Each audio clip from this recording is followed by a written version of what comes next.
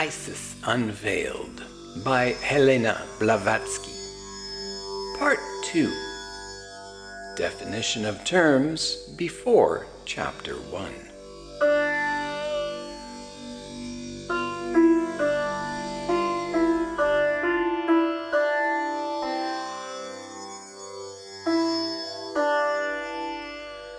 Athrobasi is the Greek name for walking or being lifted into the air. Levitation, so-called among modern spiritualists. It may be either conscious or unconscious. In one case, it is magic. In the other, either disease or a possession, which requires a few words of elucidation. A Syriac manuscript of Simon Magus. A symbolical explanation of athrobasi is given in an old Syriac manuscript, which is translated in the 15th century by one Malchus, an alchemist. In connection with the case of Simon Magus, one passage reads thus: Simon, laying his face upon the ground, whispered in her ear, "O Mother Earth, give me, I pray thee, some of thy breath, and I will give thee mine. Let me loose, O Mother, that I may carry thy words to the stars, and I will return faithfully to thee after a while." And the earth, strengthening her status, none to her detriment, sent her genius to breathe of her breath on Simon, while he breathed on her, and the stars rejoiced to be visited by the Mighty One. End of passage. The starting point here is the recognized electrochemical principle that bodies, similarly electrified, repel each other, while those differently electrified mutually attract. The most common elementary knowledge of chemistry, says Professor Cook, shows that while radicals of opposite natures combine most eagerly together, two metals or two closely allied metalloids show but little affinity for each other. End quote. Glossary of terms used in this book. The Earth is a magnetic body. In fact, as some scientists have found, it is one vast magnet, as Paracelsus affirmed some 300 years ago. It is charged with one form of electricity, let us call it positive, which it evolves continuously by spontaneous action in its interior or center of motion. Human bodies, in common with all other forms of matter, are charged with the opposite form of electricity. Let's call it negative.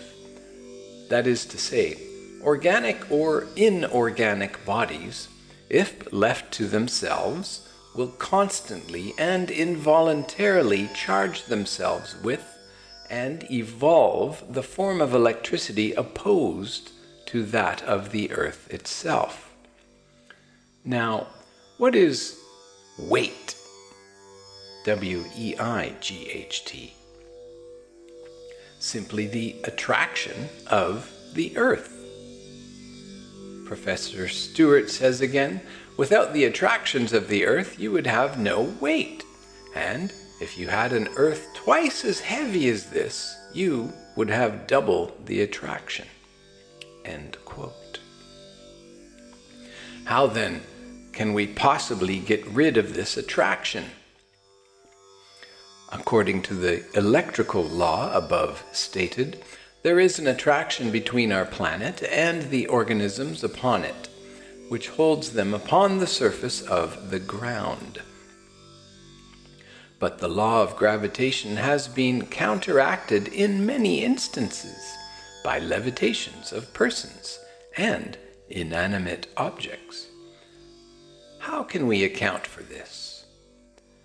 The condition of our physical systems, say theurgic philosophers, is largely dependent upon the action of our will. If well regulated, it can produce so-called miracles. Among some, a change of this electrical polarity from negative to positive. The man's relations with the earth magnet would then become repellent, and gravity for him would have ceased to exist.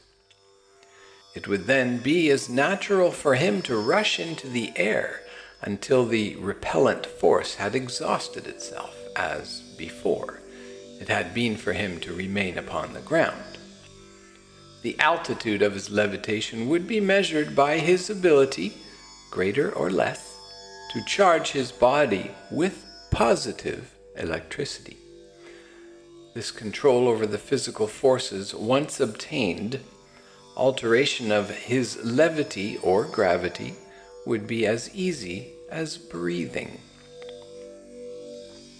The study of nervous diseases has established that even in ordinary somnambulism, as well as in mesmerized somnambulists, the weight of the body seems to be diminished. Professor Purty mentions a somnambulist, Kohler, who, when in the water, could not sink but floated. The seeress of Prevorst rose to the surface of the bath and could not be kept seated in it. He speaks of Anna Fleischer, who, being subject to epileptic fits, was often seen by the superintendent to rise into the air, and was once, in the presence of 2 trustworthy witnesses, 2 deans of the school, and others, raised 2.5 yards from her bed in a horizontal position. The similar case of Margaret Rule is cited by Upham in his History of Salem Witchcraft. Adds Professor Purty, in ecstatic subjects, the rising into the air occurs much more frequently than with somnambulists. We are so accustomed to consider gravitation as being a something absolute and unalterable that the idea of a complete or partial rising in opposition to gravity seems impossible. Nevertheless, there are phenomena in which, by means of material forces, gravitation is overcome. In several diseases, as for instance nervous fever, the weight of the human body seems to be increased, but in all ecstatic conditions to be diminished. And there may likewise be other forces than material ones which can counteract this power. End quote. A Madrid journal, El Criterio Espirista, of a recent date, in 1875, reports the case of a young peasant girl near Santiago, which possesses a peculiar interest in this connection. Quote, 2 bars of magnetized iron held over her horizontally, 1/2 meter distant, was sufficient to suspend her body into the air. End quote. Were our physicians to experiment on such levitated subjects, it would be found that they are strongly charged with a similar form of electricity to that of the spot which, according to the law of gravitation, ought to attract them, or rather prevent their levitation. And if some physical nervous disorder as well as spiritual ecstasy produced unconsciously to the subject the same effects, it proves that if this force in nature were properly studied, it could be regulated at will. Next definition, alchemists. Coming from the words al and Chemi, fire, or the god and patriarch, Cam, also the old name of Egypt, Kem. The Rosicrucians of the Middle Ages, such as Robertus de Fluctibus, Robert Flood, Paracelsus, Thomas Vaughan, Van Helmont, and others were all alchemists who sought for the hidden spirit in every inorganic matter. Some people, nay, the great majority, have accused alchemists of charlatanry and false pretending. Surely such men as Roger Bacon, Agrippa, Henry Kunrath, and the Arabian Geber, the first to introduce into Europe some of the secrets of chemistry, can hardly be treated as impostors, least of all as fools. Scientists who are reforming the science of physics upon the basis of the atomic discovery of Democritus, as restated by John Dalton, conveniently forget that Democritus of Abdera was an alchemist, and that the mind that was capable of penetrating so far into the secret operations of nature in one direction must have had good reasons to study and become a Hermetic philosopher. Olaus Borrichius says that the candle of alchemy is to be sought in the most distant times. Next definition, astral light. The same as the sidereal light of Paracelsus and other Hermetic philosophers. Physically, it is the ether of modern science. Metaphysically, and in its spiritual or occult sense, ether is a great deal more than is often imagined. In occult physics and alchemy, it is well demonstrated to enclose within its shoreless waves not only Mr. Tyndall's promise and potency of every quality of life, but also the realization of the potency of every quality of spirit. Alchemists and Hermetists believe that their astral or sidereal ether, besides the above properties of sulfur and red and white magnesia, is the anima mundi, the workshop of nature and all of the cosmos, spiritually as well as physically. The Grand Magisterium asserts itself in the phenomena of mesmerism and in levitation of human and inert objects, and may be called the ether from its spiritual aspect. The designation astral is an ancient word, and this was used by some of the Neoplatonists. Porphyry describes the celestial body which is always joined with the soul as immortal, luminous, and star-like. The root of this word may be found, perhaps, in the Saitic Aister, which means star, or the Assyrian Ishtar, which, according to Burnouf, has the same meaning. As the Rosicrucians regarded the real as the direct opposite of the apparent, and taught that what seems light to matter is darkness to spirit, they searched for the latter in the astral ocean of invisible fire which encompasses the world, and claim to have traced the equally invisible divine spirit, which overshadows every man and is erroneously called the soul, to the very throne of the invisible and unknowable God. As the great cause must always remain invisible and imponderable, they could prove their assertions merely by demonstration of its effects in the world of matter, by calling them forth from the unknowable down into the knowable universe of effects. That this astral light permeates the whole cosmos, lurking in its latent state, even in the minutest particle of rock, they demonstrate by the phenomenon of the spark from flint and from every other stone, whose spirit, when forcibly disturbed, springs to sight spark-like, and immediately disappears in the realms of the unknowable. Paracelsus named it the sidereal light, taking the term from the Latin.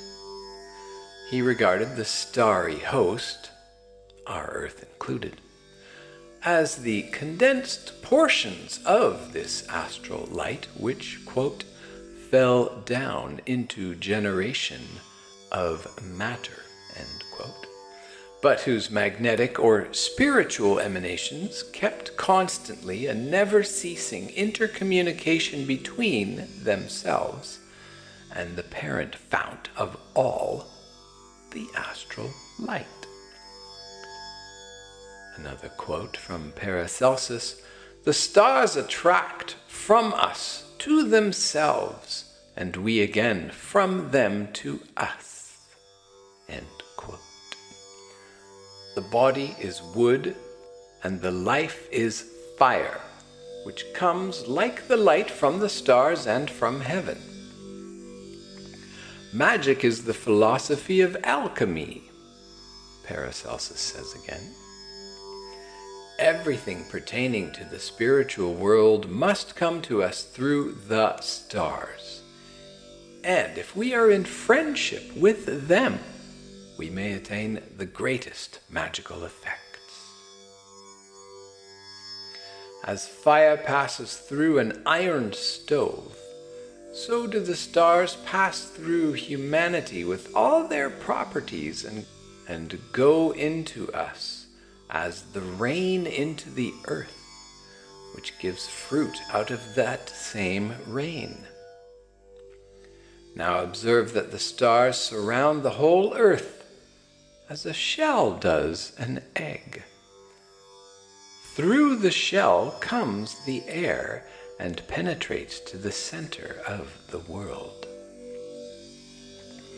The human body is subjected, as well as the earth and planets and stars, to a double law. It attracts and repels, for it is saturated through with double magnetism, the influx of the astral light. Everything in existence is double in nature. Magnetism is positive and negative, active and passive, male and female. Night rests humanity from the day's activity and restores the equilibrium of human as well as of cosmic nature. When the mesmerizer will have learned the grand secret of polarizing the action and endowing his fluid with a bisexual force, he will have become the greatest magician alive. Thus, the astral light is androgyne, equally divine feminine and divine masculine, for the equilibrium is the resultant of two opposing forces eternally reacting upon each other. The result of this is life. When the two forces are expanded and remain so long inactive as to equal one another and so come to a complete rest, that condition is death. A human being can blow either a hot or cold breath and can absorb either cold or hot air. Every child knows how to regulate the temperature of his breath, but how to protect one's self from either hot or cold air, no physiologist has yet learned with certainty. the astral light alone, as the chief agent in magic, can discover to us all secrets of nature. The astral light is identical with the Hindu akasa, a word which we will now explain. Akasa. Literally, the word means in Sanskrit sky, but in its mythic sense it signifies the invisible sky, or, as the Brahmans term it in the Soma sacrifice, the god Akasa, or god sky. The language of the Vedas shows that the Hindus of 50 centuries ago ascribed to it the same properties as do the Tibetan lamas of the present day, that they regard it as the source of life, the reservoir of all energy, and the propeller of every change of matter. In its latent state, it tallies exactly with our idea of the universal ether. In its active state, it becomes the akasa, the all-directing and omnipotent God. In the Brahmanical sacrificial mysteries, it plays the part of Sadasya, or superintendent over the magical effects of the religious performance, and it had its own appointed hotar, or priest, who took its name on earth. In India, as in other countries in ancient times, the priests are the representatives on earth of different gods, each taking the name of the deity in whose name he acts. The akasa is the indispensable agent of every kritya, magical performance, either religious or profane. The Brahmanical expression, to stir up the Brahma, means to stir up the power which lies latent at the bottom of every such magical operation. For the Vedic sacrifices are but ceremonial magic. This power is the akasa, or the occult electricity, the alkahest of the alchemists in one sense, or the universal solvent, the same anima mundi as the astral light. In the moment of the sacrifice, the latter becomes imbued with the spirit of Brahma, and so, for the time being, becomes Brahma himself. This is the evident origin of the Christian dogma of transubstantiation. As to the most general effects of the akasa, the author of one of the most modern works on the occult philosophy, Art Magic, gives for the first time to the world a most intelligible and interesting explanation of the akasa in connection with the phenomenon attributed to its influence by the fakirs and lamas. Next word. Anthropology, the science of man, embracing, among other things, physiology and psychology. Physiology is the branch of natural science which discloses the mysteries of the organs of the human body and their functions, in animals and plants as well. Psychology, the great, so neglected science of the soul, both as an entity distinct from the spirit and its relations with the spirit and body. In modern science, psychology relates only or principally to conditions of the nervous system and almost absolutely ignores our psychic essence and nature. Physicians denominate the science of insanity psychology and name the lunatic chair in medical colleges by that designation.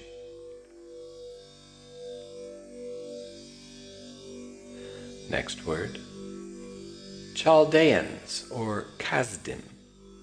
At first a tribe, then a caste of learned Kabbalists. They were the savants, the Magians of Babylonia, astrologers and diviners. The famous Hillel, the precursor of Jesus in philosophy and in ethics, was a Chaldean. Frank, in his Kabbalah, points to the close resemblance of the secret doctrine found in the Avesta and the religious metaphysics of the Chaldees. Next word, dactyls, dactylos, a finger, a name given to the priests attached to the worship of Cybele. Some archaeologists derive the name from davtukulo, meaning finger, because they were 10, the same in number as the fingers of the hand. But we do not believe this latter hypothesis is the correct one. Next word, demons, a name given by the ancient people and especially the philosophers of the Alexandrian school to all kinds of spirits, whether good or bad, human or otherwise. This word is often used synonymously with that of gods or angels. Some of the philosophers tried, with good reason, to make a just distinction between the many classes. Next word, demiurgos or demiurge, artificer, the supernal power which built the universe. Freemasons derive from this word their phrase of supreme architect. The chief magistrates of certain Greek cities bore the title demiurge. Next word, dervishes, or the whirling charmers as they are called. Apart from the austerities of life, prayer, and contemplation, the Mahometan devotee presents but little similarity with the Hindu fakir. The latter may become a sannyasi, or saint and holy mendicant. The former will never reach beyond his second class of occult manifestations. The dervish may also be a strong mesmerizer, but he will never voluntarily submit to the abominable and most incredible self-punishment which the fakir invents for himself with an ever-increasing avidity until nature succumbs and he dies in slow, excruciating torture. The most dreadful operations, such as the flaying of limbs, cutting off of toes, feet, and legs, tearing out the eyes, and causing one's self to be buried alive up to the chin in the earth, and passing whole months in this posture, seem child's play to the fakir.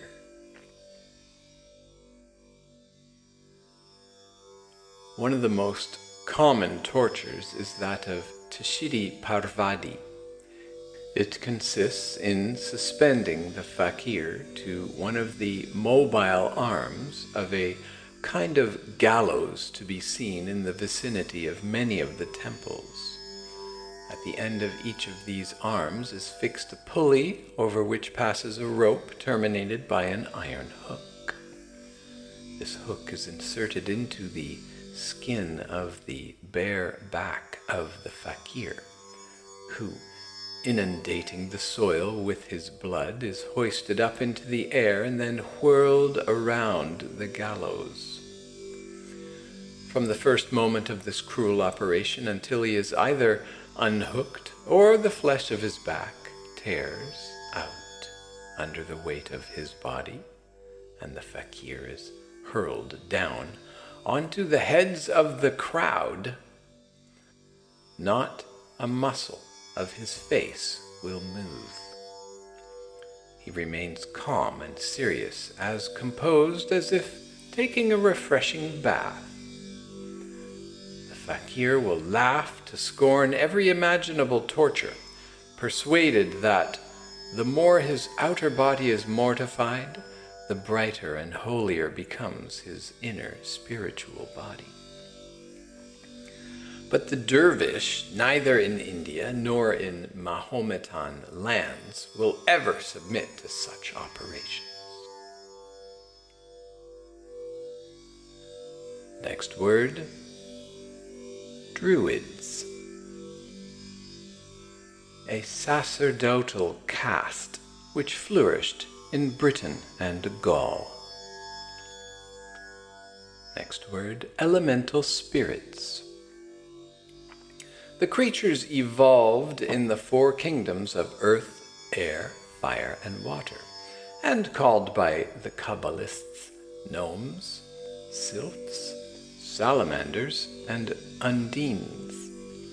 They may be termed the forces of nature, and will either operate effects as the servile agents of general law, or may be employed by the disembodied spirits, whether pure or impure, and by living adepts of magic and sorcery, to produce desired phenomenal results. Such beings never become humans. Under general designation of fairies and fays, these spirits of the elements appear in the myth, fable, tradition, or poetry of all nations, ancient and modern. Their names are legion: Paris, Devs, Devas, Jinns, Sylvans, Satyrs, Fauns, Elves, Dwarves, Trolls, Norns, Nisses, Kobolds, Brownies, Necks, Stromkarls, Undines, Nixies, Salamanders, Goblins, Ponkies, Banshees, Kelpies, Pixies, Moss people, good neighbors, wild women, men of peace, white ladies, the little people, and many more. They have been seen, feared, blessed, banned, and invoked in every quarter of the globe and in every age. Shall we then concede that all who have met them hallucinated? These elementals are the principal agents of disembodied but never visible spirits at seances, and the producers of all the phenomena except the subjective. Next word, elementary spirits. Properly, the disembodied souls of the depraved.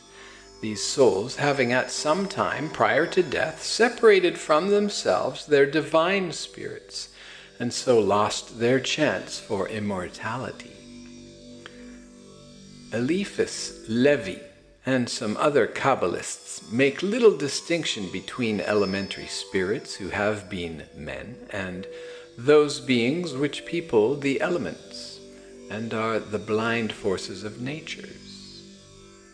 We distinguish between elemental spirits, the forces of nature, and elementary spirits, those once divorced from their bodies, these souls, also called their astral bodies, of purely materialistic humans. These are irresistibly attracted to the earth, where they live a temporary and finite life amid elements congenial to their gross natures. From having never, during their natural lives, cultivated their spirituality, but subordinated it to the material and gross, they are now unfitted for the lofty career of the pure disembodied souls, for whom the atmosphere of earth is stifling and mephitic, and whose attractions are all away from it. After a more or less prolonged period of time, these material souls will begin to disintegrate and, finally, like a column of mist, be dissolved, atom by atom, in the surrounding elements. Next word, Essenes, from the word asa, healer. These were a sect of Jews said by Pliny to have lived near the Dead Sea for thousands of ages. Some have supposed them to be extreme Pharisees, and others, which may be a more true theory, the descendants of the Benin Nabim of the Bible, and think they were the Kenites or the Nazarites. They had many Buddhistic ideas and practices, and it is noteworthy that the priests of the Great Mother at Ephesus, Diana Bhavani, with many breasts, were also so denominated as Essenes. Eusebius, and after him De Quincey, declared the Essenes to be the same as the early Christians, which is more than probable. The title brother used in the early church was Essenian. They were a fraternity, a community, like the early converts. It is noticeable that only the Sadducees, or the Zadokites, the priest caste and their partisans, persecuted the Christians. The Pharisees were generally scholastic and mild, and often sided with the latter. James the Just was a Pharisee till his death, but Paul, or Saul, was esteemed a schismatic. Next word. Evolution. The development of higher orders of animals from the lower. Modern, or so-called exact science, holds but to a one-sided physical evolution, prudently avoiding and ignoring the higher or spiritual evolution, which would force our contemporaries to confess the superiority of the ancient philosophers and psychologists over the current scientists today. The ancient sages, ascending to the unknowable, made their starting point from the first manifestation of the unseen, the unavoidable, and from a strict logical reasoning, the absolutely necessary creative being, the demiurge of the universe. Evolution began with them from pure spirit, which, descending lower and lower down, assumed at last a visible and comprehensible form and became matter. Arrived at this point, they speculated in the Darwinian method, but on a far more large and comprehensive basis. In the Rig Veda, the oldest book in the world, in the first book, Hymns to the Maruts, it is said, "Not being and being are in the highest heaven, in the birthplace of the Daksha, in the lap of Aditi. In the first age of the gods, being, the comprehensible deity, was born from not being, whom no intellect could possibly comprehend. After it were born the regions, the invisible, from them Uttanapada, from the Uttanapada, the earth was born. The regions, those that are visible, were born from the earth. Daksha was born of Aditi, and Aditi from Daksha. End quote. Aditi is the infinite, and Daksha is literally meaning to be the father of gods, but understood by Max Mueller and Roth to mean the fathers of strength, persevering, possessing, and the faculty of granting existence. Therefore, it is easy to see that Daksha, born of Aditi, and Aditi, born of Daksha, means what the moderns understand by a correlation of forces. The more so as we find in this passage translated by Professor Mueller. Quote, I place Agni, the source of all beings, the father of strength. End quote. Which is a clear and identical idea which prevailed so much in the doctrines of the Zoroastrians, the Magians, and the medieval fire philosophers. Agni is god of fire, or the spiritual ether, the very substance of the divine essence of the invisible God present in every atom of his creation, and called by the Rosicrucians the celestial fire. If we only carefully compare the verses from this mandala, one which runs thus, quote, the sky is your father, the earth is your mother, Soma your brother, Aditi your sister. End quote. Comparing that with the inscription on the Smargadine tablet of Hermes, we will find the same substratum of metaphysical philosophy, the identical doctrines. Quote from the Smargadine tablet. As all things were produced by the mediation of one being, so all things were produced from this one thing by adaptation. Its father is the sun, its mother is the moon, etc. Separate the earth from the fire, the subtle from the gross. What I had to say about the operation of the sun is completed. End quote.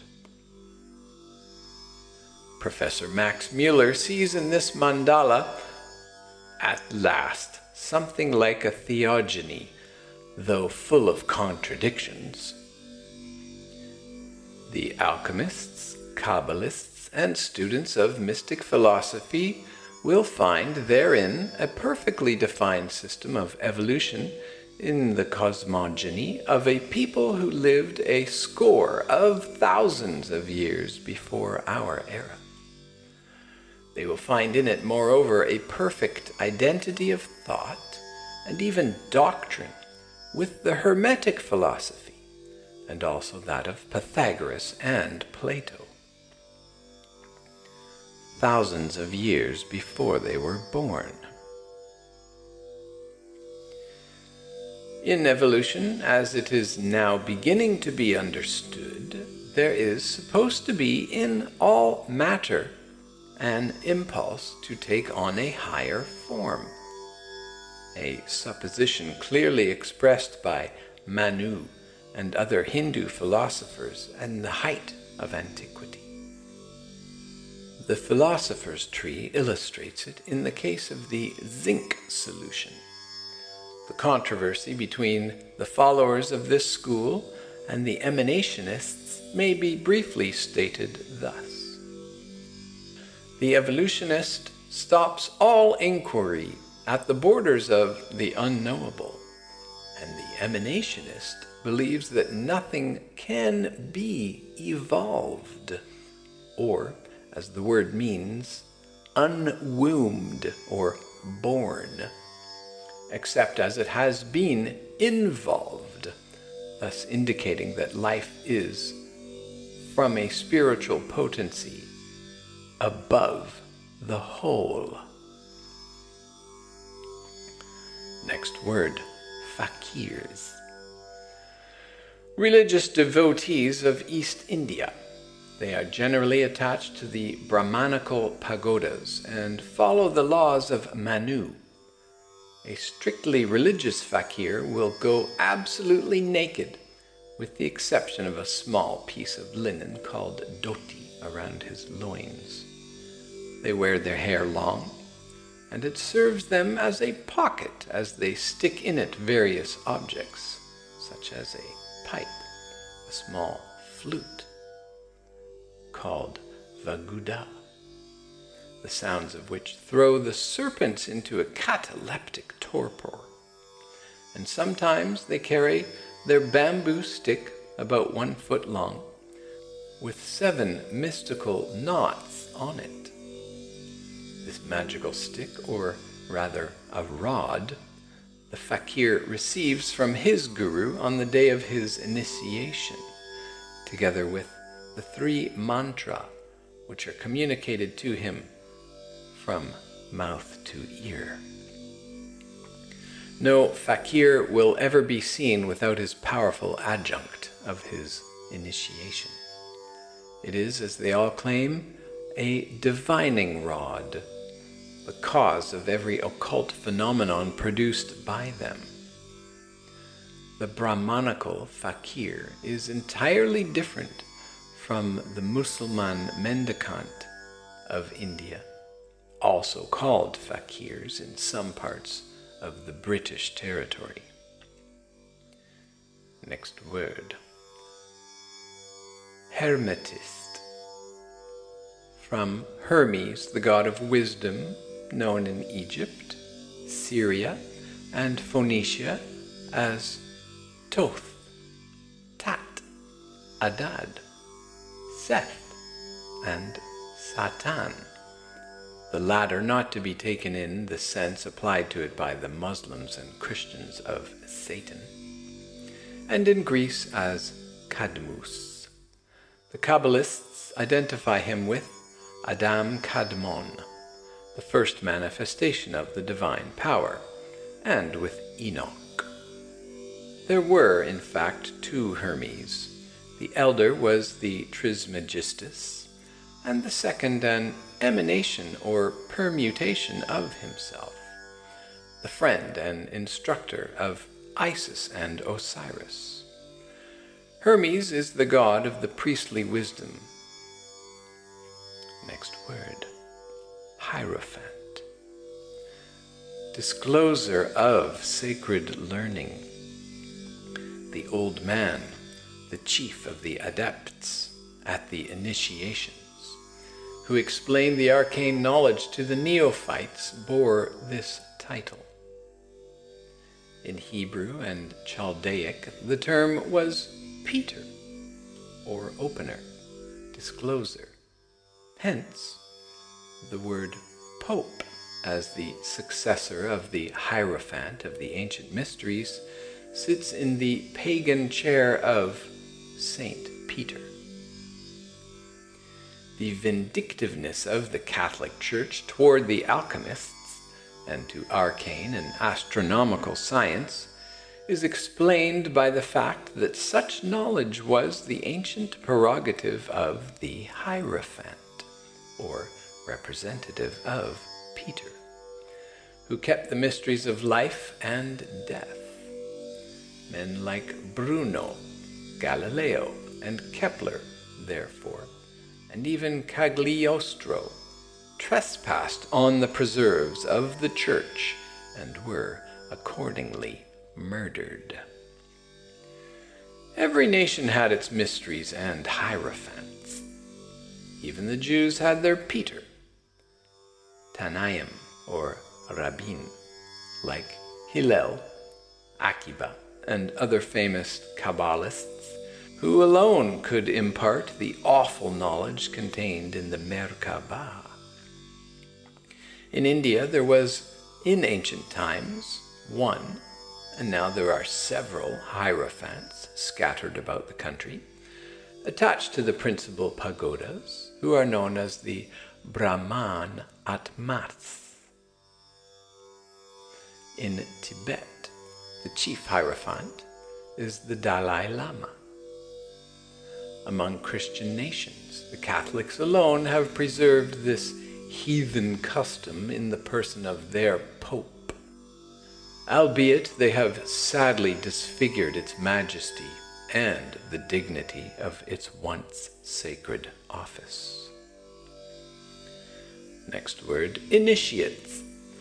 In times of antiquity, those who had been initiated into the arcane knowledge taught by the hierophants of the mysteries, in our modern days, those who have been initiated by the adepts of mystic lore into the mysterious knowledge, which, notwithstanding the lapse of ages, has yet a few real votaries on earth. Next word, Kabbalist, from Kabbalah, an unwritten or oral tradition. The Kabbalist is a student of secret science, one who interprets the hidden meaning of the scriptures with the help of the symbolical Kabbalah, and explains the real one by these means. The Tanaim were the first Kabbalists among the Jews. They appeared at Jerusalem about 300 years before the Christian era.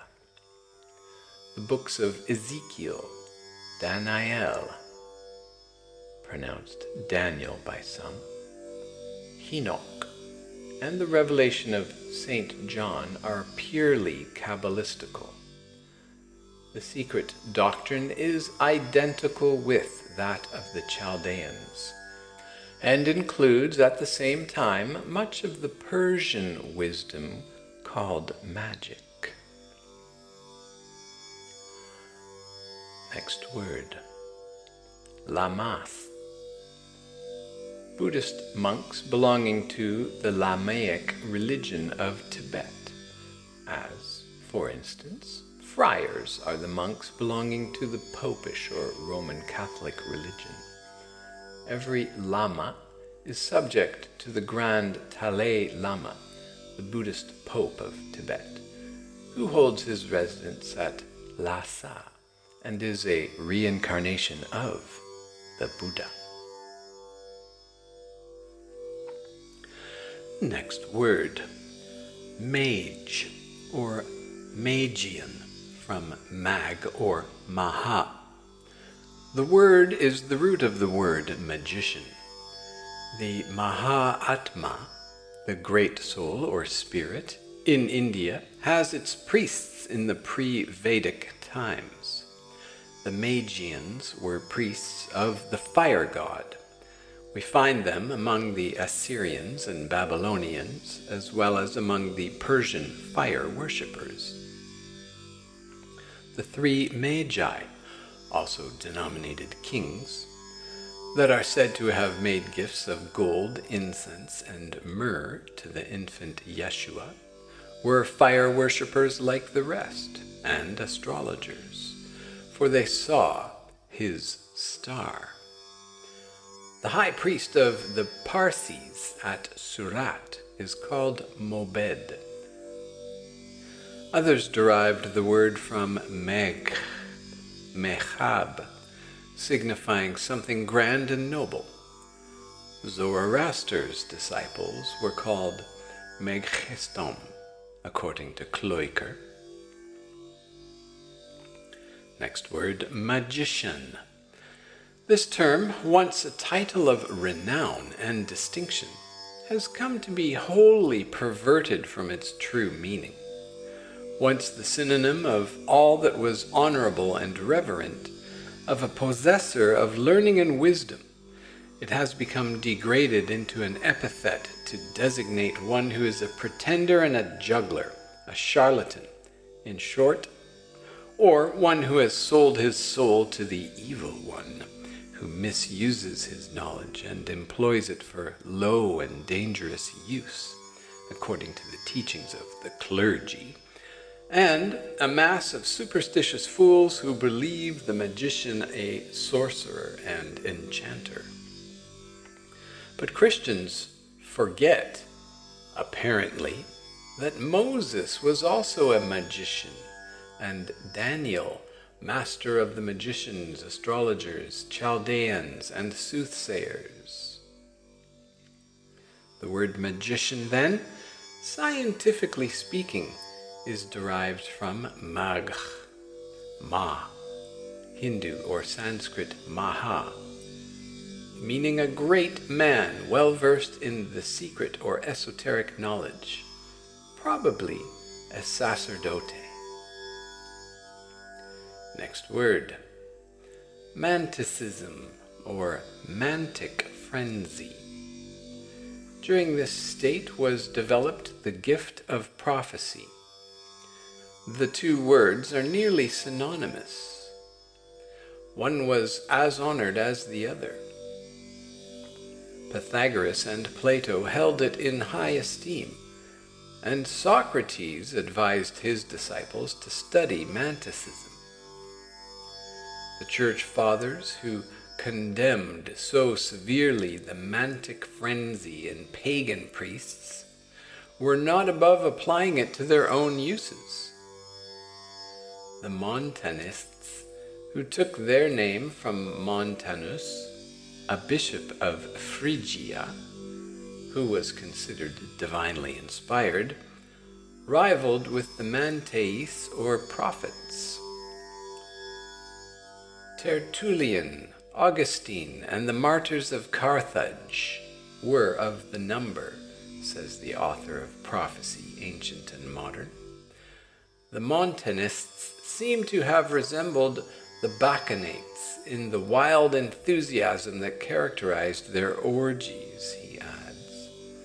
There is a division of opinion as to the origin of the word manticism. There was the famous Mantis the seer in the days of Melampus and Proteus, king of Argos. And there was Manto, the daughter of the prophet of Thebes, herself a prophetess. Cicero describes prophecy and mantic frenzy by saying that in the inner recesses of the mind is divine prophecy hidden and confined, a divine impulse, which, when it burns more vividly, is called a furor or a frenzy or madness. End quote. But there is still another etymology possible for the word mantis, and to which we doubt if the attention of the philologists was ever drawn.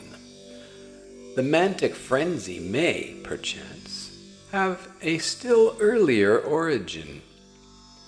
The two sacrificial cups of the Soma mystery, used during the religious rites and generally known as grahas, or the Grail, are respectively called Surka and Manti.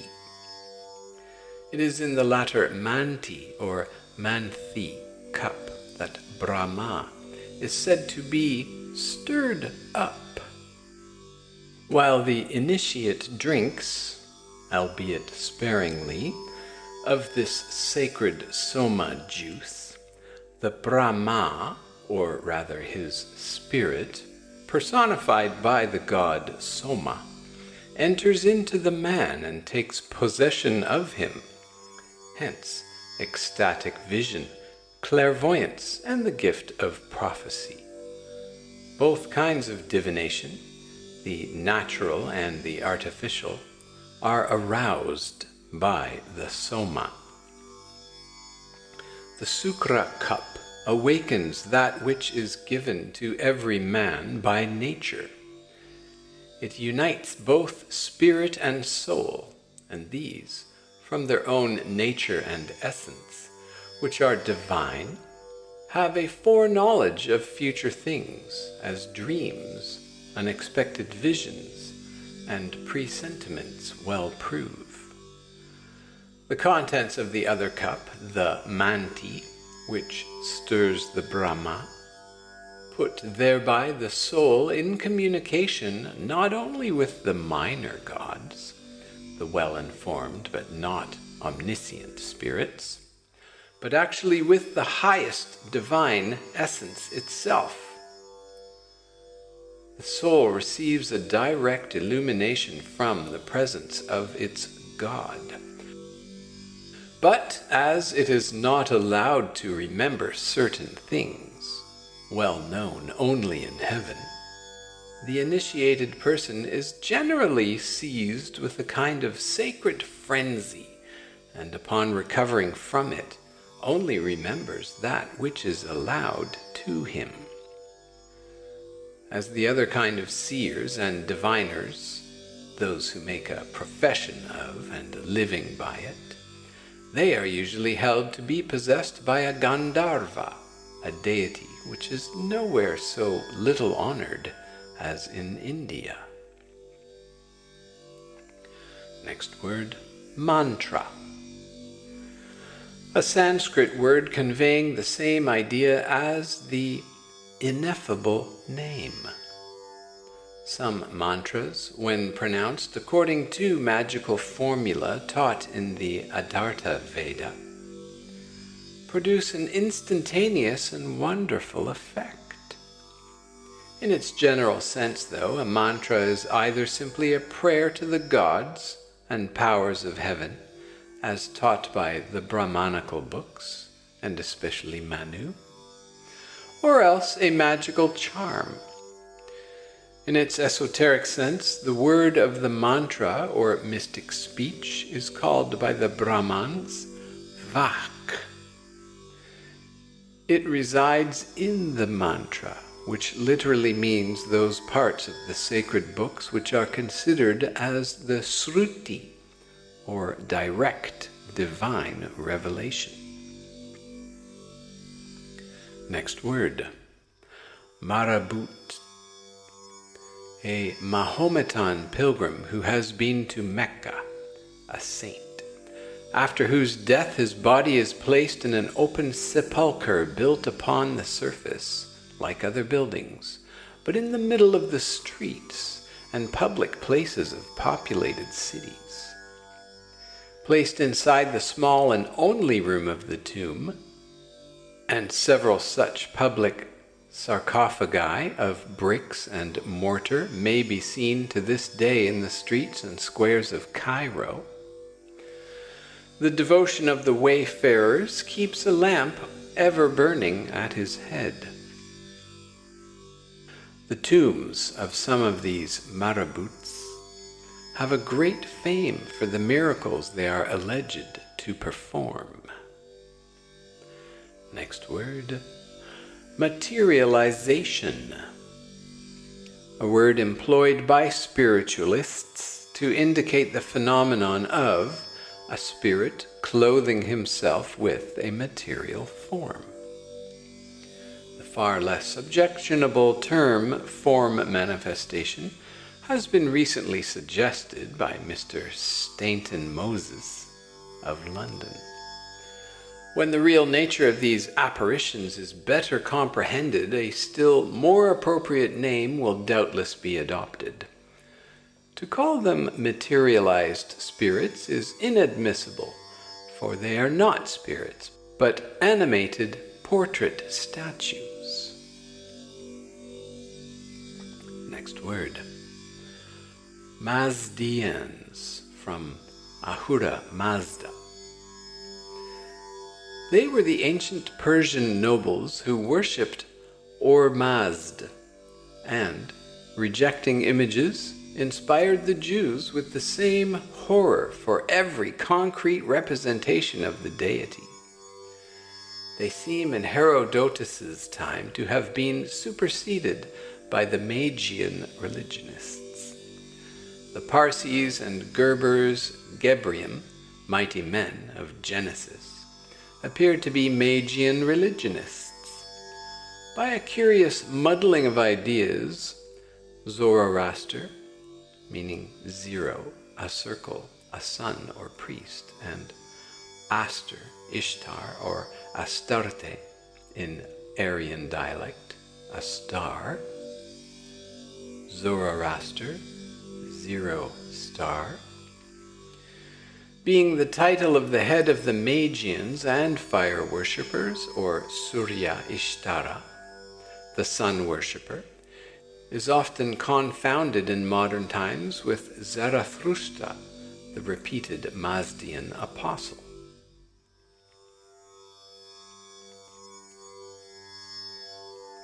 Next word. Metempsychosis, the progress of the soul from one stage of existence to another, symbolized and vulgarly believed to be rebirths in animal bodies, a term generally misunderstood by every class of European and American society, including many scientists. The Kabbalistic axiom, a stone becomes a plant an animal a man a spirit, and a spirit a god, receives an explanation in Manu's Manava Dharma Sastra and other Brahmanical books. Next word. Mysteries. Greek teletei, or finishings, as analogous to telusia, or death. They were observances generally kept secret from the profane and uninitiated, in which were taught by dramatic representation and other methods the origin of things, the nature of the human spirit, its relations to the body, and the method of its purification and restoration to higher life. Physical science, medicine, the laws of music, divination were all taught in the same manner. The Hippocratic Oath was but a mystic obligation.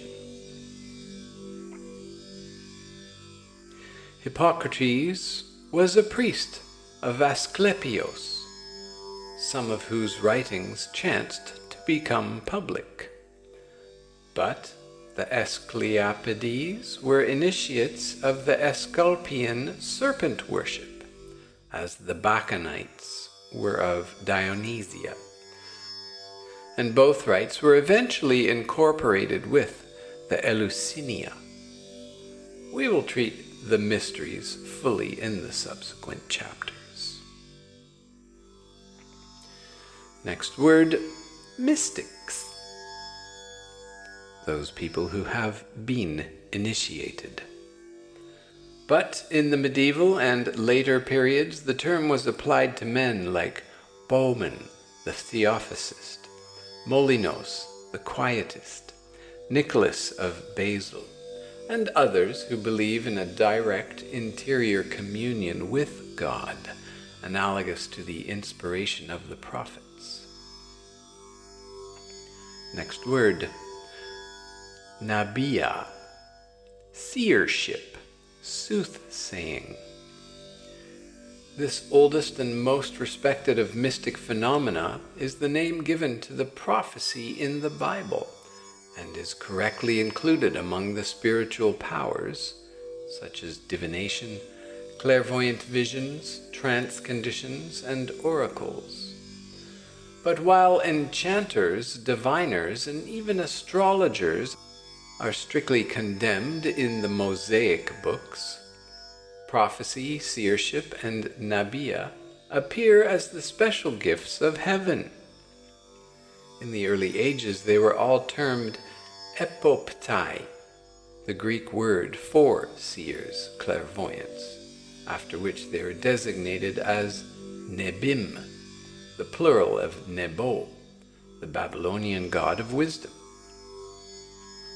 The Kabbalist distinguishes between the seer and the magician. One is passive, the other active. Nebira is the one who looks into futurity and a clairvoyant. Nebi Poel, he who possesses magic powers. we notice that Elijah and Apollonius resorted to the same means to isolate themselves from the disturbing influences of the outer world, vis-a-vis wrapping their heads entirely in a woolen mantle, from its being an electric non-conductor, we must suppose. Next word, occultist. One who studies the various branches of occult science. The term is used by the French Kabbalists. See Eliphas Levi's works. Occultism embraces the whole range of psychological, psychosocial, cosmical, physical, and spiritual phenomenon. From the word occult, hidden or secret, applying therefore to the study of the Kabbalah, astrology, alchemy, and all arcane sciences. Next word, pagan gods. The term gods is erroneously understood by most of the reading public to mean idols. The idea attached to them is not that of something objective or anthropomorphical. With the exception of occasions when gods mean either divine planetary entities or angels, or disembodied spirits of pure men, the term simply conveys to the mind of the mystic, whether Hindu, Mazdian, Egyptian hierophant, or disciple of the Greek philosophers, the idea of a visible or cognized manifestation of an invisible potency of nature. And such occult potencies are invoked under the appellation of various gods who, for the time being, are personating these powers. Thus, every one of the numberless deities of the Hindu, Greek, and Egyptian pantheons are simply powers of the unseen universe. When the officiating Brahman invokes Aditya, who, in her cosmic character, is the sun goddess, he simply commands that potency, personified in some god, which, as he asserts, resides in the mantra. These god powers are allegorically regarded as the divine hotars of the Supreme One, while the priest, the Brahman, is the human hotar who officiates on earth, and representing that particular power becomes ambassador-like, invested with the very potency which he personates. Next word, Pitris. It is generally believed that the Hindu term Pitris means the spirit of our direct ancestors, or disembodied people. Hence the argument of some spiritualists that fakirs and other Eastern wonder workers are mediums, that they themselves confess to being unable to produce anything without the help of the Pitris, of whom they are the obedient instruments. This is, in more than one sense, erroneous. The Pitris are not the ancestors of the present living men, but those of the humankind or Adamic race. The spirits of human races which, on the great scale of descending evolution, preceded our races of men and were physically, as well as spiritually, far superior to our modern pygmies. In Manava Dharma Sastra, they are called the lunar ancestors. Next word, Pythia or Pythoness. Webster dismisses the word very briefly by saying that it was the name of one who delivered the oracles at the Temple of Delphi, and any female supposed to have the spirit of divination in her, or a witch, which is neither complimentary, exact, nor true. A Pythia, upon the authority of Plutarch, was a nervous sensitive. She was chosen from among the poorest class, young and pure, attached to the temple, within whose precincts she had a room, secluded from every other, and to which no one but the priest or seer had admittance. She had no communications with the outside world, and her life was more strict and ascetic than of any Catholic nun. Sitting on a tripod of brass placed over a fissure in the ground, through which arose intoxicating vapors, these subterranean exhalations penetrating her whole system produced a prophetic mania. In this abnormal state she delivered oracles. She was sometimes called ventriloqua vates, the ventriloquist prophetess. The ancients placed the astral soul of man, or his self-consciousness, in the pit of his stomach. The Brahmans shared this belief with Plato and other philosophers. Thus we find in the 4th verse of a Brahmanic hymn, it is said, "Hear, O sons of the gods and spirits, one who speaks through his navel, for he hails you in his dwellings." Many of the Sanskrit scholars agree that this belief is one of the most ancient among the Hindus.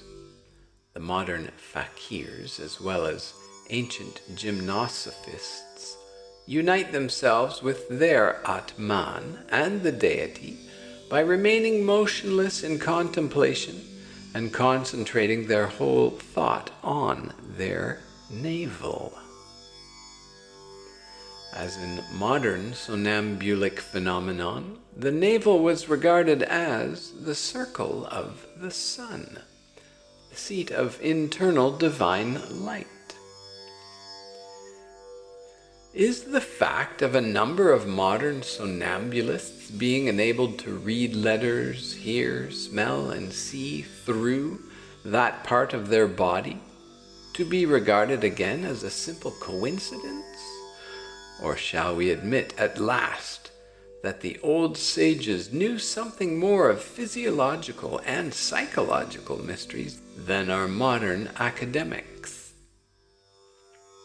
In modern Persia, when a magician, or often a mesmerizer, is consulted upon occasion of theft or other puzzling crimes, he makes his manipulations over the pit of his stomach, and so brings himself into a trance state of clairvoyance. Among the modern Parsis, remarks a translator of the Rig Vedas, there exists a belief up to the present day that their adepts have a flame in their navel, which enlightens to them all darkness and discloses the spiritual world, as well as all things unseen or at a distance. They call it the lamp of the Deshtur, or high priest, the light of the Dikshita, or initiate, and otherwise designated by many other names. Next word, Samothraces, a designation to the Fane gods worshipped at Samothracia in the mysteries. They are considered as identical with the Kabiri, the Dioscuri, and the Corybantes. Their names were mystical, denoting Pluto, Ceres, or Proserpina, Bacchus, or Hermes. Next word, shamans. An order of Buddhists among the Tartars, especially those of Siberia. They are probably akin to the philosophers anciently known as Brahmanes, mistaken sometimes for Brahmans. Shamans are all magicians, or rather sensitives, or mediums, artificially developed. At present, those who act as priests among the Tartars are generally very ignorant and far below the fakirs in knowledge and education. Both men and women may be shamans. Next word, soma. This Hindu sacred beverage answers to the Greek ambrosia, or nectar, drunk by the gods of Olympus. A cup of kykeon was also quaffed by the Mistra at the Eleusinian initiation. He who drinks it easily reaches Bradna, or place of splendor, a heavenly state. The soma drink known to Europeans is not the genuine beverage, but its substitute, for the initiated priests alone can taste of the real soma, and even kings and rajas, when sacrificing, receive the substitute.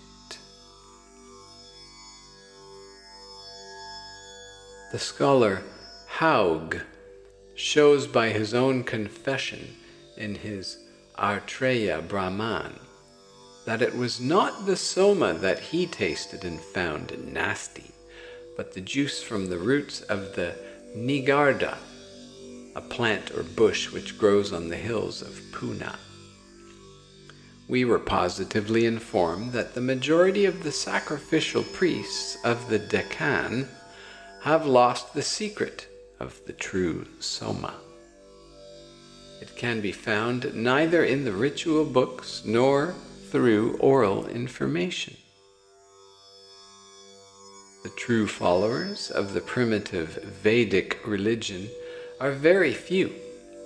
These are the alleged descendants from the rishis, the real Agnihotris, the initiates of the great mysteries. The soma drink is also commemorated in the Hindu pantheon, for it is called the King Soma.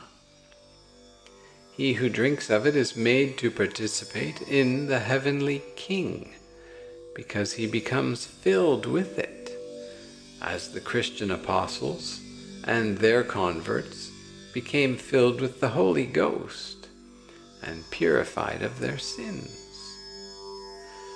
The soma makes a new man of the initiate.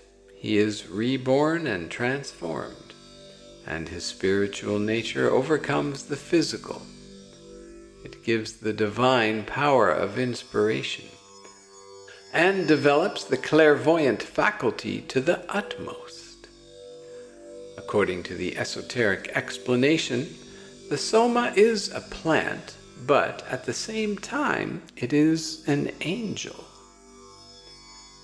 It forcibly connects the inner highest spirit of man, which spirit is an angel like the mystical soma, with his irrational soul or astral body, and thus, united by the power of the magic drink, they soar together above physical nature and participate during life in the beatitude and ineffable glories of heaven. Thus, the Hindu soma is mystically and in all respects the same as that of the Eucharistic supper is to the Christian. The idea is similar. By means of the sacrificial prayer, the mantras, this liquor is supposed to be transformed on the spot into real soma, or the angel, and even into Brahma himself. Some missionaries have expressed themselves very indignantly about this ceremony, the more so that, generally speaking, the Brahmins use a kind of spiritual liquor as a substitute. But do the Christians believe less fervently in the transubstantiation of communion wine into the blood of Christ, because this wine happens to be more or less spirituous? Is not the idea of the symbol attached to it the same? But the missionaries say that this hour of Soma drinking is the golden hour of Satan, who lurks at the bottom of the Hindu sacrificial cup. Next word, spirit.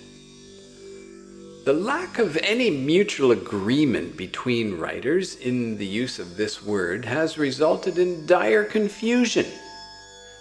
It is commonly made synonymous with soul, and the lexicographers countenance this usage. This is the natural result of our ignorance of the other world and repudiation of the classification adopted by the ancients. Elsewhere, we attempt to make clear the distinction between the terms spirit and soul. There are no more important passages in this work. Meanwhile, we will only add that spirit is the nous of Plato, the immortal, immaterial, and purely divine principle in humanity, the crown of the human triad.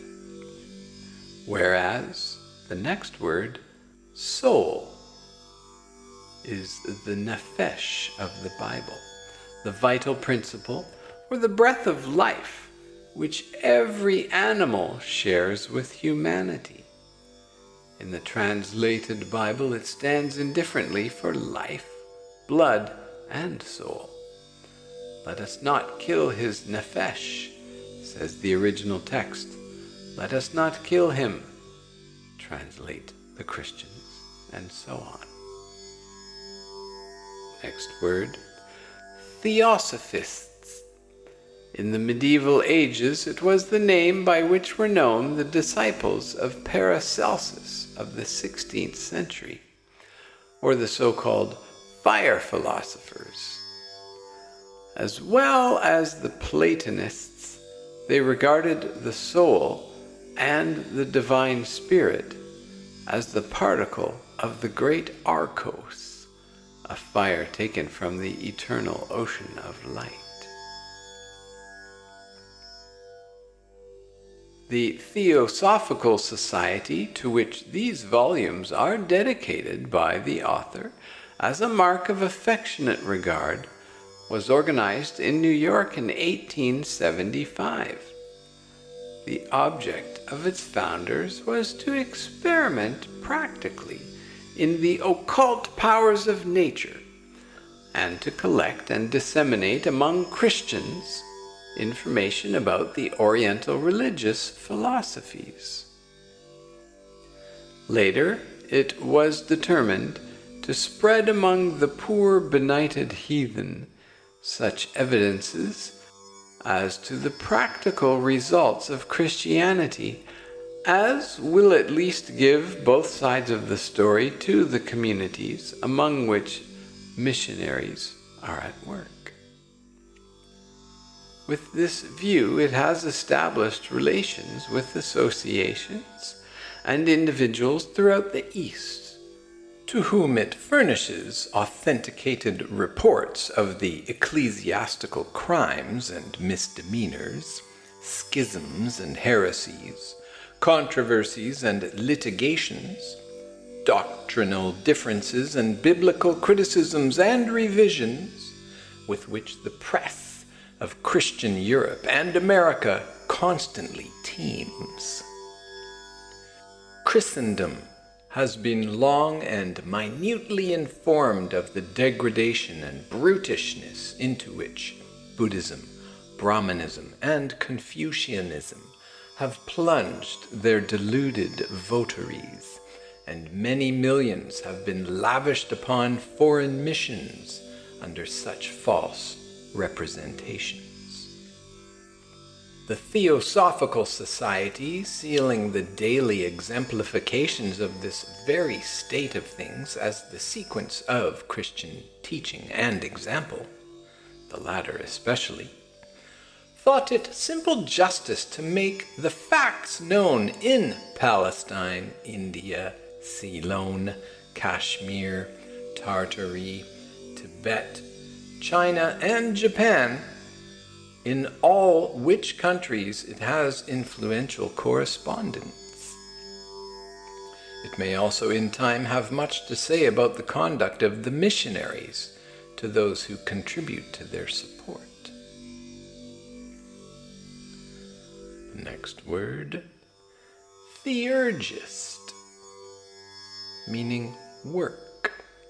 The first school of practical theurgy in the Christian period was founded by Iamblichus among the Alexandrian Platonists.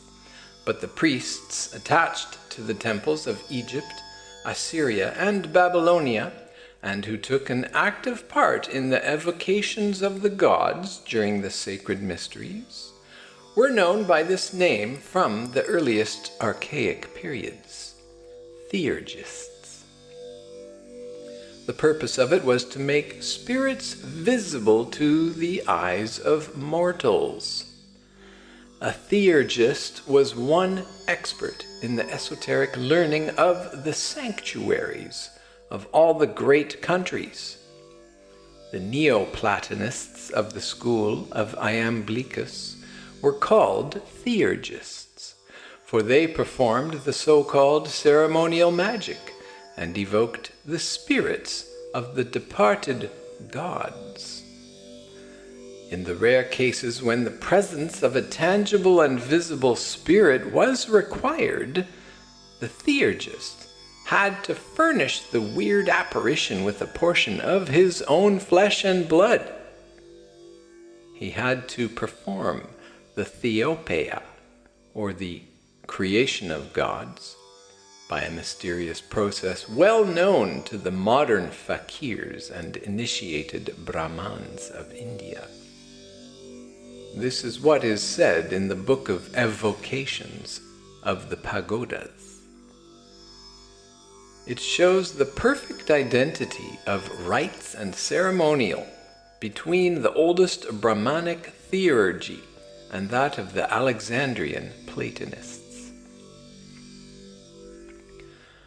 The Brahman evocator must be in a state of complete purity before he ventures to call forth the Pitris. After having prepared a lamp, some sandal, incense, etc., and having traced the magic circles taught to him by the superior guru in order to keep away bad spirits, he ceases to breathe and calls the fire to his help to disperse his body. Metaphysically, he pronounces a certain number of times the sacred word, the mantra, and his soul escapes from his body, and his body disappears, and the soul of the evoked spirit descends into the double body and animates it. His soul eventually re-enters into his body, whose subtle particles have again been aggregating after having formed of their emanations an aerial body, ethereal body, to the spirit he evoked. And now that he has formed for the Pitri a body with the particles, the most essential and pure of his own, the theurgist is allowed, after the ceremonial sacrifice is over, to converse with the souls of the ancestors and the Pitris, and offer them questions on the mysteries of the being and the transformations of the imperishable. Then, after having blown out his lamp, he must light it again and set at liberty the bad spirits shut out from the place by the magical circles, and leave the sanctuary of the Pitris.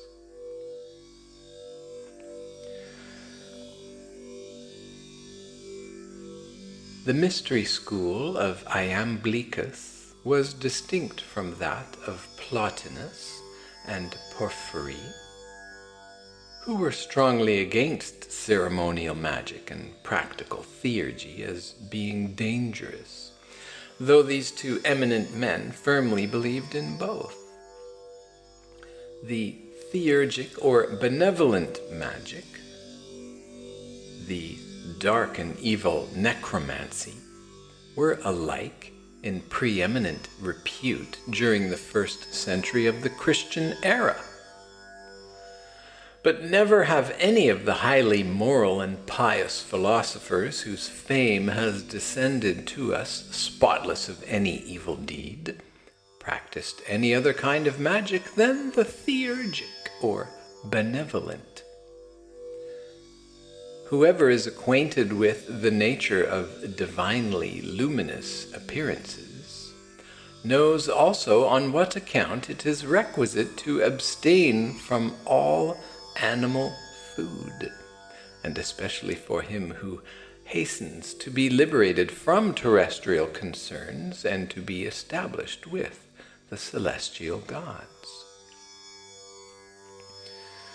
Though he refused to practice theurgy himself, Porphyry, in the life of Plotinus, mentions a priest of Egypt who, quote, at the request of a certain friend of Plotinus, exhibited to Plotinus in the temple of Isis at Rome the familiar demon, or in modern language, the guardian angel of that philosopher. End quote. The popular prevailing idea was that the theurgists, as well as the magicians, worked wonders, such as evoking the souls or shadows of the heroes and gods, and doing other magic works by supernatural powers. Next word, yajna. The yajna, say the Brahmans, exists from one eternity, for it proceeded forth from the Supreme One, the Brahma Prajapati, in whom it lay dormant from no beginning.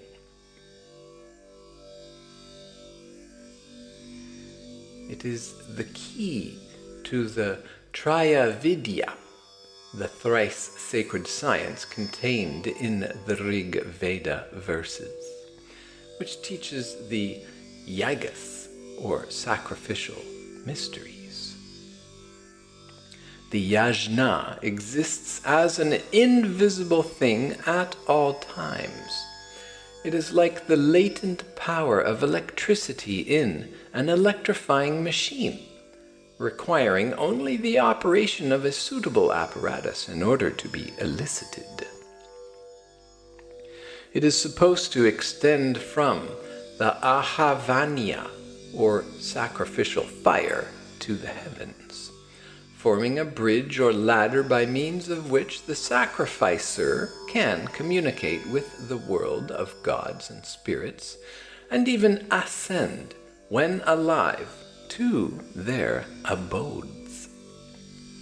This yajna is again one of the forms of the akasa, and the mystic word calling it into existence and pronounced mentally by the initiated priest is the lost word, receiving impulse through willpower.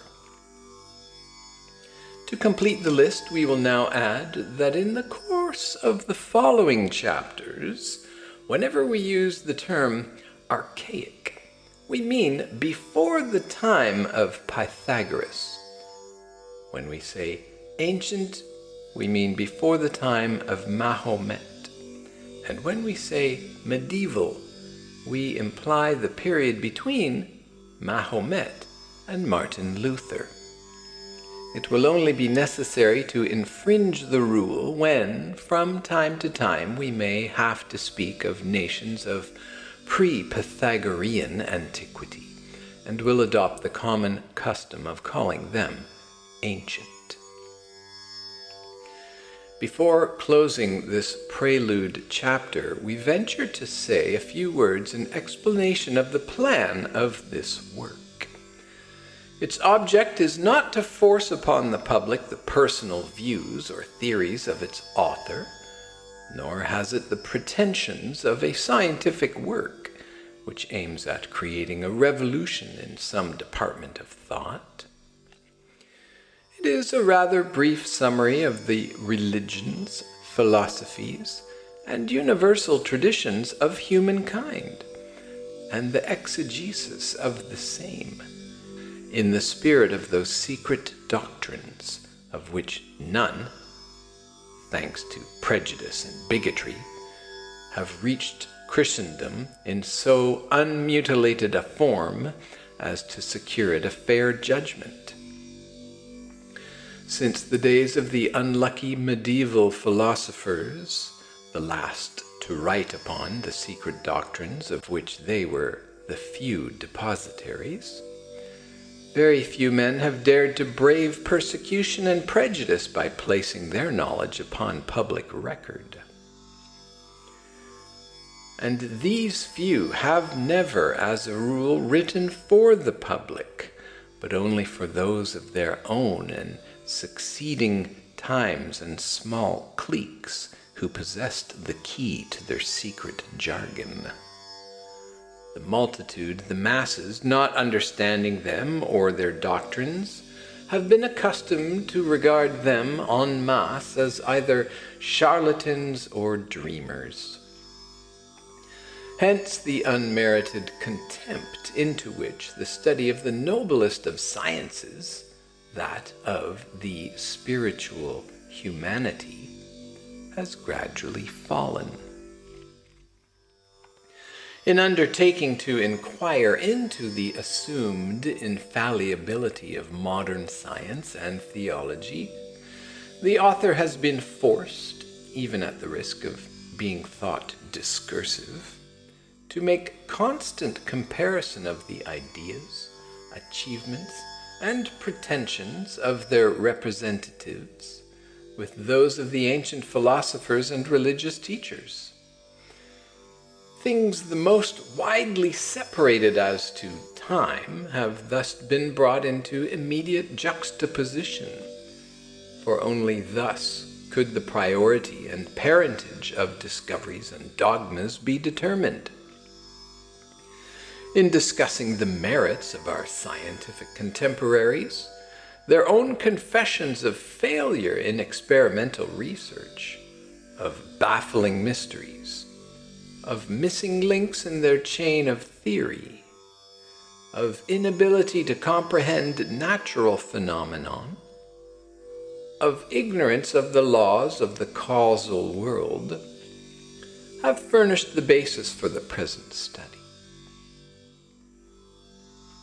Especially since psychology has been so much neglected, and the East is so far away that few of our investigators will ever get there to study that science, where alone it is understood, we will review the speculations and policy of noted authorities in connection with those modern psychological phenomena which began at Rochester and now have overspread the world.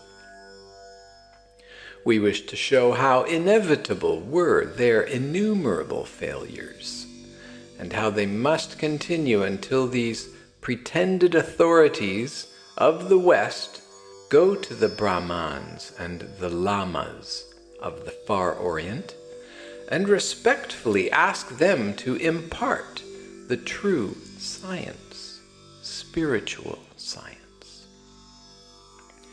We have laid no charge against scientists. that is not supported by their own published admissions, and if our citations from the records of antiquity rob some of what they have hitherto viewed as well-earned laurels, the fault is not ours, but theirs.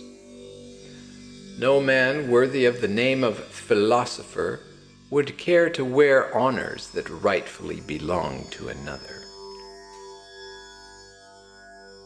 Deeply sensible of the titanic struggle that is now in progress between materialism and the spiritual aspirations of humanity, our constant endeavor has been to gather into our several chapters, like weapons into armories, every fact and argument that can be used to aid the latter in defeating the former. Sickly and deformed child as it now is, the materialism of today is born of a brutal yesterday. Unless its growth is arrested, it may become our master. It is the bastard progeny of the French Revolution and its reaction against ages of religious bigotry and repression.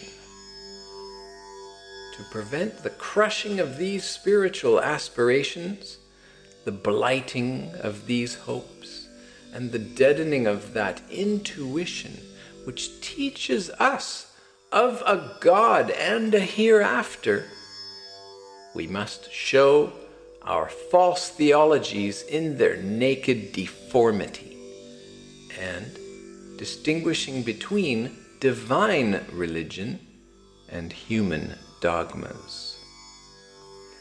Our voices raised for spiritual freedom, and our plea made for the enfranchisement from all tyranny, whether scientific or theological.